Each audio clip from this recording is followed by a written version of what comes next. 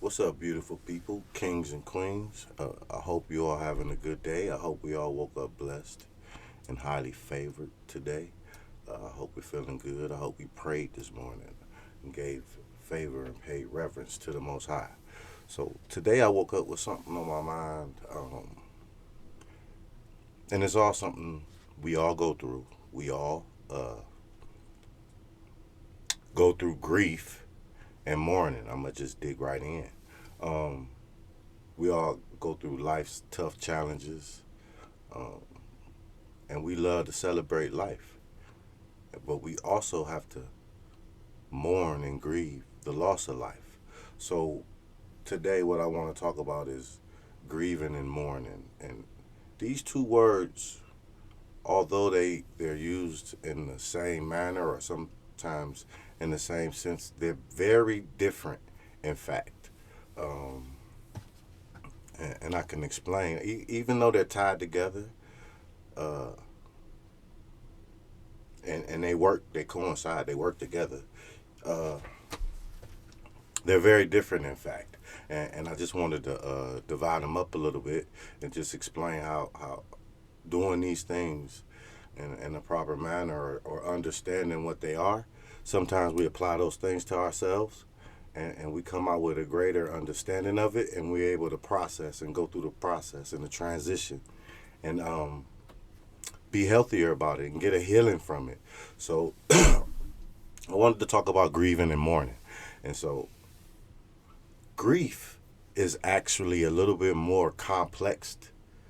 Um, and maybe we'll dig into this a little bit later, but depending on where you do your research at, and looking up grief or grieving, there's they got different stages, or some people qualify them as having 7 stages. I've even seen them as 11 stages, but I like to use the more simpler and direct effect and just describe 5 stages of grief to you.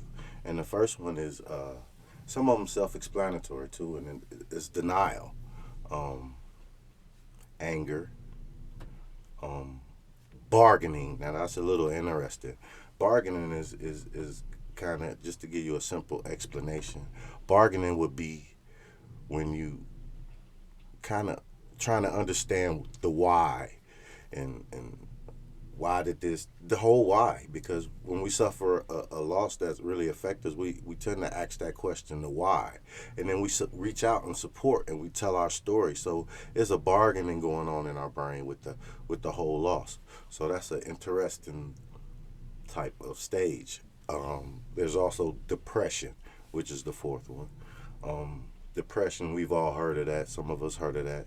It's where we go to a dark space and it's just hard to crawl out. There's a lot of symptoms to it. You could do your work there too. We may talk about that a little later too. Um, Depression. And then the fifth and final stage would be acceptance. It's probably when you process the grief and you've gotten through it and you kind of understand the whys and you went through the denial, the anger, the bargaining, and getting low and dark about it, and then you accept it and you learn how to live and move forward through it and work through it. So those 5 stages are great to work through in a healthy manner. Now, time wise, there's different lengths of time to how we all process our grief, and there's no time limit. There literally isn't. But if we're aware, that's the whole thing about being aware. If we're aware of the process and aware how we feeling and know what we want to do to get through, and even if we need help to talk to somebody, we could do these things in a healthy manner. So that's grief in a short sense, and we could talk about grief. Um, but along with grief, we have mourning, and so mourning is the difference in grief is an inward, something we deal with in our brains. It's an inward type of expression where we keep inward and we go through the process. Mourning is a more simpler part of the process, and it's our external, how it comes out. And there people mourn in many different ways. Some people mourn, and it's important to do this in a healthy manner also, because some people mourn and they want revenge and vengeful. So like we don't want to be unhealthy with our mourning, but we want to mourn. And like I said, the whole life cycle is about loving life, and we also have to experience the loss of life. So going through that cycle is a healthy thing. It's all intended for us.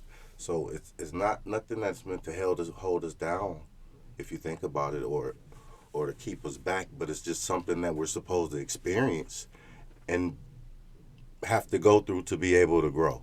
So I want you all, however you mourn, whether that be crying, going in the closet by yourself, spending some time, yelling out loud, screaming to the top of your lungs, whatever you need to do to de-stress, to express, to reflect, to think about the memories, to talk about whatever it is the loss may. Talk about it, mourn about it, feel sad about it. This is the painful part of growth. And without no hard work, without the growth, how do we evolve? So, grieving and mourning. Make sure you grieve properly. Make sure you mourn properly. So, let it out. So, I just want all of us to do our work on ourselves. We got to do this ourselves. Can't nobody do this for us. So, I want us all to do the work, put in the work, and remember, we got to get our mind right. We got to move forward. We got to be positive in life and move forward in love. So, for all the things that matter, and that's you, is mind over matter. Thank you for joining Blow On with me, spending your time. Appreciate it. I love you. I'm out.